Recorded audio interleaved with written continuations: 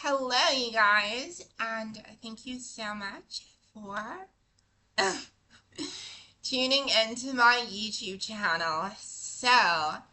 Um, I did not want to make the previous video too long, so I thought rather than making a long ass video, I'm just going to, which I always do, rather than making a long ass video, I'm just going to make a separate video where I can fully talk about this. I'm probably going to have to make a third. Excuse me, oh my goodness. I'm probably going to have to make a third because I never want my videos to ever come across as though I'm solely coming after a specific group of people or anything like that. I'm only speaking from my experience. I'm only speaking from my lived experience and how I have perceived and seen the world. So, I had talked about, why I think so many transgender girls date out within, the LGBTQ plus community. And I can honestly say that in my experience, there have definitely been a lot of just wonderful, amazing experiences that I've had, pros to dating outside of my race. And there have also been just challenges, unspeakable pain, trauma, PTSD that has come from dating outside of my race. So we're going to jump into, I don't know, just what I've experienced with dating specifically outside of my race, some of the challenges, and yeah, some of the pros. So I just want to talk about real pros and perceived pros. Now, the first perceived pro, because I think so many people who step into interracial relationships walk into interracial relationships with a state of delusion, believing that it is going to solve um, something that therapy is actually there for. So the first perceived pro that I have personally had is that I believed, and I certainly did experience, white privilege through proxy. And what I mean by that is white privilege essentially, it basically speaks to how certain men that are Caucasian that do fit a certain type of Caucasian man, meaning they do have the ones who do have money, the ones who are a certain height, the ones who do present in a certain way that white society says is okay. When they hold your hand and they are either equally attractive or more attractive, um, it somehow in other people's minds creates this idea that, wow, she must be really special, or she must be like really like, other people suddenly see beauty in you that for whatever reason they didn't see when you were with, Javon from down the road, or Utembela, you know what I mean? Suddenly you get from, especially the black community, you get a lot of people trying to live vicariously through you, people being envious of the life that they believe that you had. So it does in certain spaces give you an aspect of perceived street cred. Now I will say, like, I've dated guys that, were able to travel with me, and I've been in spaces, even in my own country, where you don't see any black or brown people. And I've noticed how there seems to be and it only happens in the dynamic where there is either a woman or a femme presenting passable person with a white guy who's close in age. There's sort of this kind of general feeling of, oh, there is one black person at this restaurant, and they are with their white guardian. We can all relax. He's controlling her. So, yeah, there are a lot of people that, will sit with that and be like, I'm sitting with the white, give me some of that mayonnaise. So that is number one. Number two, and I can only speak for my experience because for me, um, I did grow up in spaces where I was surrounded by people who actually did have money, and there were white guys who did show interest in me, but they were from another world. So,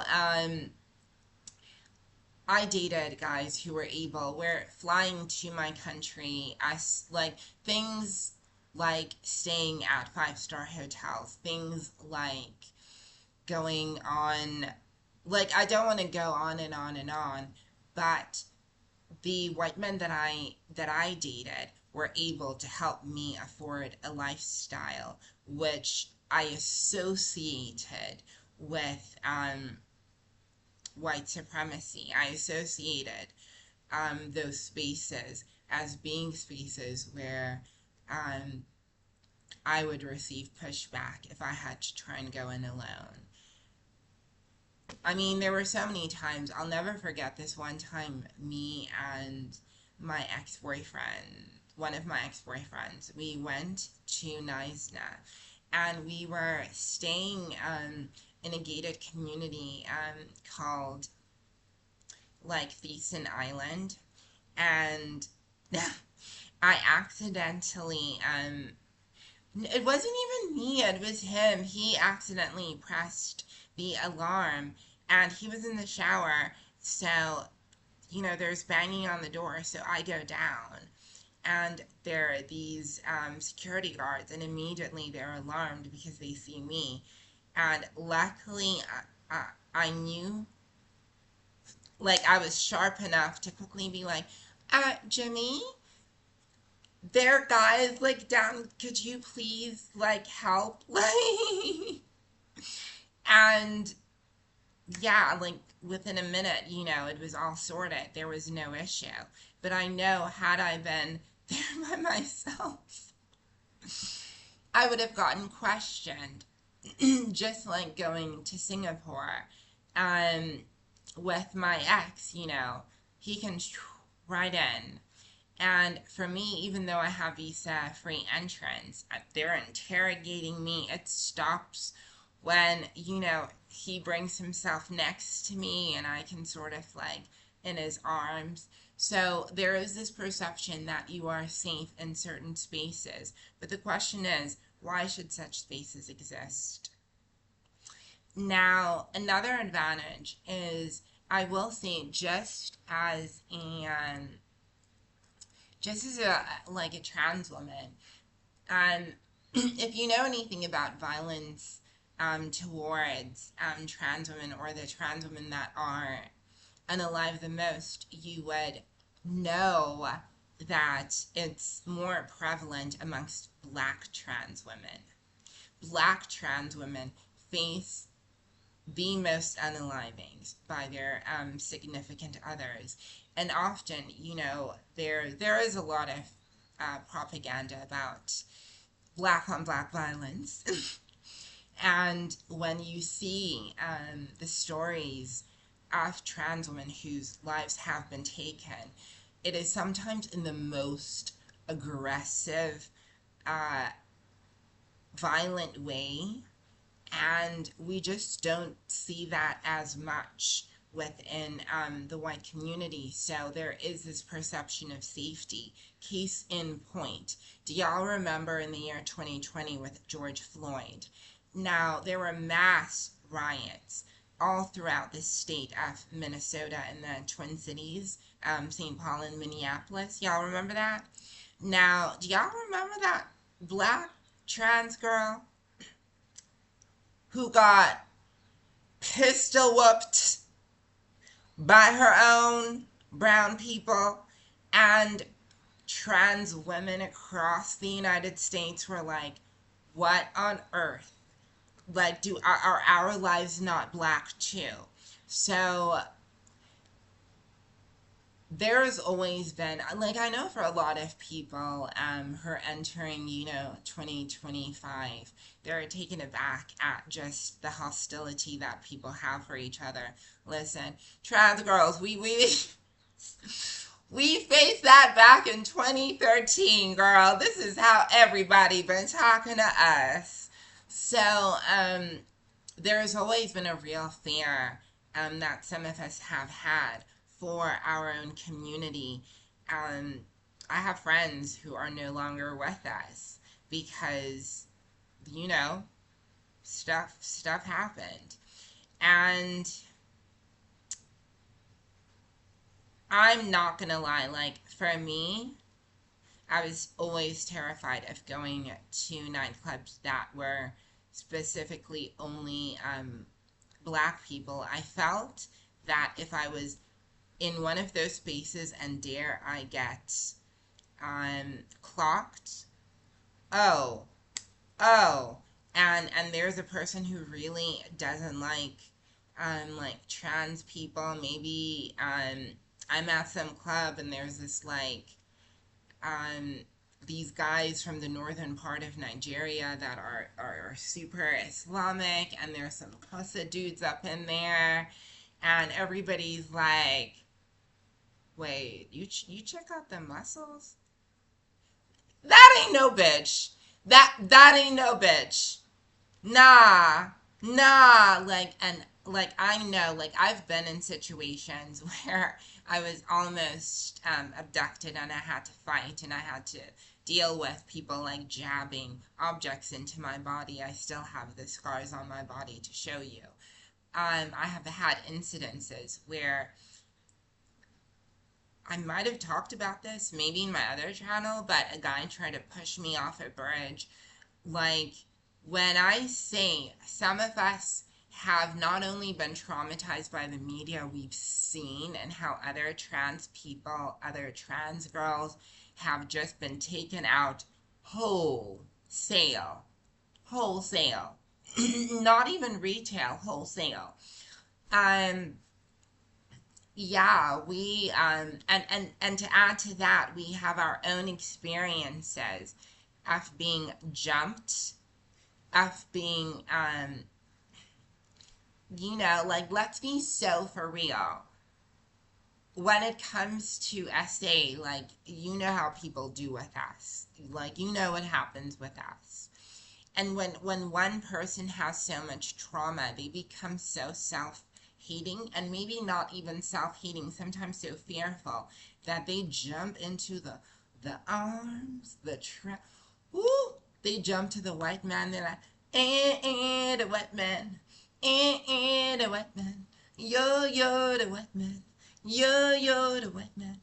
They literally, you know what I mean? And it's, oh my gosh, I need to stop smoking these cigarettes. But you have perceived safety. Those are just like, and like, I'll be honest, like in white spaces, I have noticed that like they do tend to be less transphobic, or even when they are transphobic, um, they are less likely certain white groups, and I'm talking like uh, English speaking, not so much our Russian and Slavic brothers. They're less likely to pistol whip you. So much so, there are so many girls, and if I'm just going to be straight up honest, who have said, if you want to trick a dude, um, you always do it with a white guy and never with a black guy.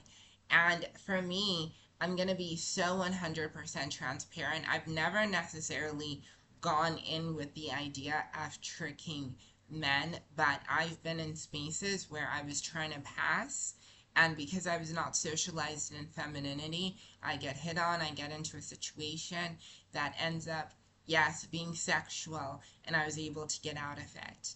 And that's only happened. I'm just trying to make sure, like, I'm trying to compare the number of times it's happened with white guys versus black guys. It's only happened with the one Zulu guy. The other guy in the car, um, the Nigerian guy. Uh, just, it's not the same frequency. It's not like the other Nigerian guy. I'm gonna stop counting. But it's when I was wild when I was younger, and although I don't do this anymore, and to be honest, I got to a stage where I fully decenter men. Um, I thought y'all could see I was trans. Fuck. Um, yeah, like that doesn't like, girl. I'm celibate. I do not do that with dudes anymore. I've learned and I've grown because I've you don't feel safe, girl, in them spaces. Like, let me tell you something. When you're with a guy and he does not know that you're trans, um, and he's black, it's another ball game. It is another ball game and another level of fear and anxiety. Whatever feeling you're trying to have of cuntiness or, ooh, I'm one of the girls. Why do I sound like your grandmother? But whatever feelings of cuntiness you may think you have or whatever in that moment, it plays out so bad when you play those Mickey Mouse games with black men. Yeah, no, they beat their chest. With white guys, listen, you can often get out of the situation. You can often get out of the situation. And there's only like been one situation with a white guy where I was like, two situations with white guys where I was like I'm literally scared and I don't know. I'm not going to count, but it's only been a number of situations. So there's this perceived safety. But can you hear the confusion in me even explaining this realistically?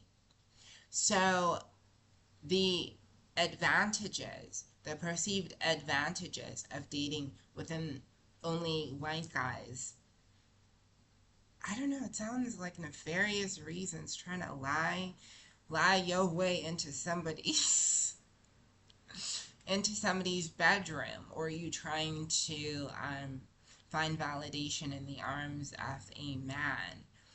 Um, and regardless of whether or not somebody is white, brown, yellow, green, all the colors, navy, blue, um, it plays out badly for you. So, also, ooh, my white exes introduced me to their families. I was in the Christmas picture.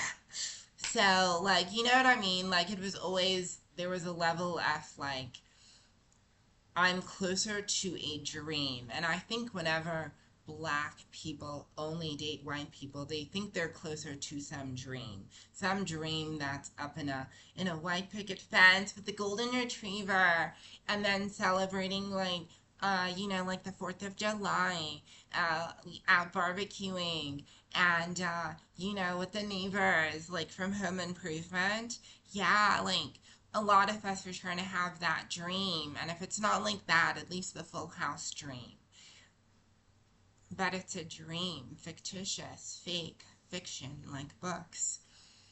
And so many of us, bust through windows, moving vehicles, jump off horses, trying to find this perfect, you know, dare I say it, melanin deficient. I love y'all. Blonde, blue-eyed, um, dude who may not or may be able to offer you this dream. And his friends might be just as like you don't know if you're gonna get that dream. Um, I might say I've been very close to that dream, but I'm I'm childish, hence the Barbies. Now, I've talked about the advantages. I think I've been fair in that I've primarily talked about the advantages for 20 minutes. I'm now going to talk about the disadvantages. Because believe it or not, there are disadvantages. The disadvantages are number one, cultural misunderstandings. You will always be in a space where you have to defend yourself, where you have to defend your people. You will be put in spaces that you perceive you have white privilege by proxy, but in reality, you are in those spaces. And some people just see you as kind of like the exotic pet that has been brought for diversity points. And they're very quick to remind you. Within some of those spaces, I've had an array, a plethora of experiences where I have been ignored, not spoken to. Waitresses stand specifically in front of me, ignoring me, only talking to my white partner. Um, you know, uh, it goes on and on and on and on. And you're gonna be 100% alone in those experiences whilst in love, which is going to play at your cognitive dissonance, because the idea of being in a partnership or a relationship is that when you have an experience and someone's mean to you, you're supposed to be able to go home and your boo, my boo, my boo, my boo, my boo, is supposed to be the one who holds you down, who is on your side when the rest of the world isn't. But you learn very fast. You get that Negro wake-up call, sometimes at 3 o'clock in the morning, girl, telling you that he don't care about that. In fact, he's going to be on their side. Then you find out some of his friends are not your friend. Some of his peoples are not your peoples. And you get Stacy dashed out of the black community because you ran out of the black community into the arms of a white man, feeling that it was going to heal your trauma. Don't date because of a political agenda. Date where your hormones lead you and your heart. Hormones and heart. Go that way. So yeah, like, the thing is, he may often have his own subconscious issues with racism, colorism, and or texturism, which he has never worked on. And he may also be denied of his white privilege in some instances because he is with you, especially you being a queer black person. I mean, that adds so many spanners into it. So yeah, like, it's just going to be a whole lot of microaggressions, not necessarily always from him, but sometimes from his family and people. And you're just going to have to be at a place where you can silence that pain or deal with it within yourself. And I'm going to give you a real life example. I was watching Karamo. Guys, you need to watch the Karamo show. So I was watching Karamo. And on Karamo, there was this lesbian couple, and the woman was Caucasian, and the other lesbian was African American. Tell me why this lesbian went to prison just because she wanted to hold down her girl. She had no charges, but chose to go to the to the jailhouse and do the jailhouse rock. Leaves with her woman. Now they're having all these issues, fighting in the household, girl. And and obviously, when you fight with a person, you want to hit them where it hurts. When you're in an argument, you literally want them to feel. And I've always said love and hate are two horns on the same bull. And they're quick to call you the N word or all kinds of racial derogatory terms. And you're just going to have to be more okay with it or help educate them in that space. Girl, if you have that patience, listen, I love you guys. I just need to have me a cigarette and some coffee, but I do need to quit smoking cigarettes. Um, there are advantages and disadvantages to dating anyone. Let's just be real. Being a woman dating a man is cross-cultural anyways, and then you add culture, race, language, all of that into play, and I'm just like, listen, I've met many a white boy who have hit on me and tried to talk to me, and I make sure that I first check where they are sitting politically. And the reason I do that, and I also check, how would being with this person possibly benefit and enrich my life and help me? How would being with this person help me? Because by being with this person, and this is the sad truth, when you are a black person with a person of a different race, given the volatility of the world, you face opposition on both ends. You face opposition on both ends. Nah, like, I'm looking for a soldier. I'm looking for a soldier. Literally someone who will hold me down no matter what, who is going to be that go-to, that when I'm having an awful day, I don't have to be explaining the social dynamics. You're, you know, enough of a partner to know how to hug me and hold me and listen to me. Um, I do think that people from the same um, community, the same racial or ethnic background, fare better in relationships. Let's be so for real. Let's be so for real. There's common cultural understanding when two Dutch people are together. There's common cultural understanding when two Laotian people are together. There's common understanding when two white Americans from the Amish community get together, or two Ashkenazi Orthodox Jews who come from the same Orthodox Ashkenazi Jewish community get together.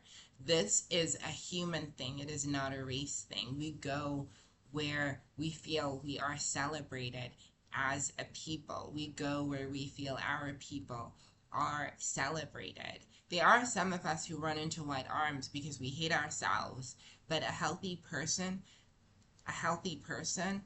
is never going to be that.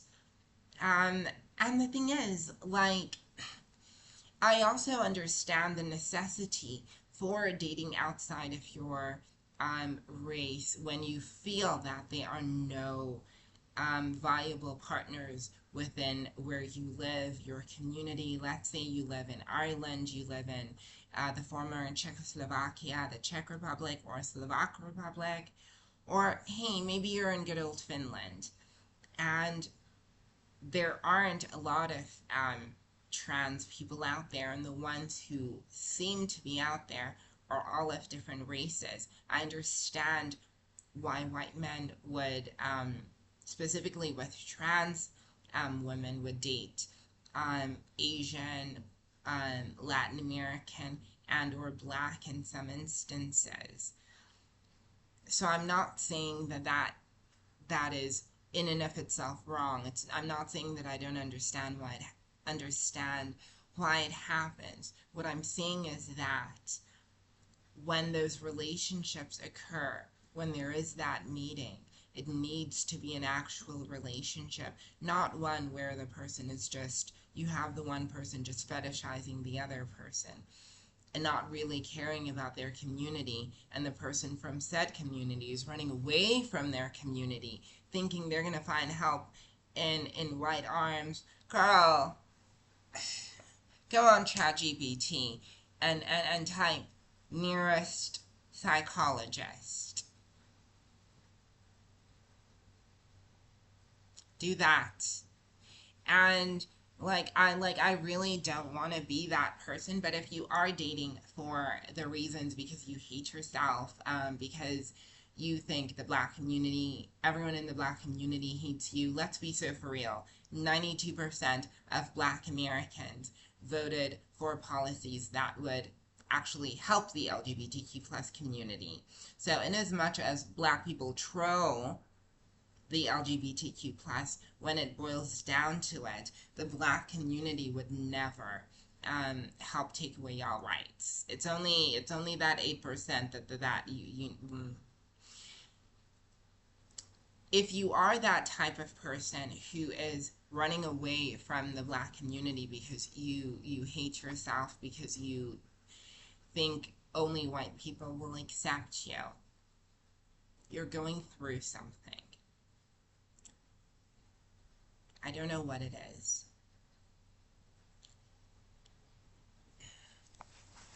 Let me. If you're a divester, you're going through something. I don't know what it is. And I've been there. I've been there. Love yourself first and then date. Okay? Therapists are close in your area. I'm just saying. Plus, black guys are sexy, and you know damn well who you be looking at and cheating with.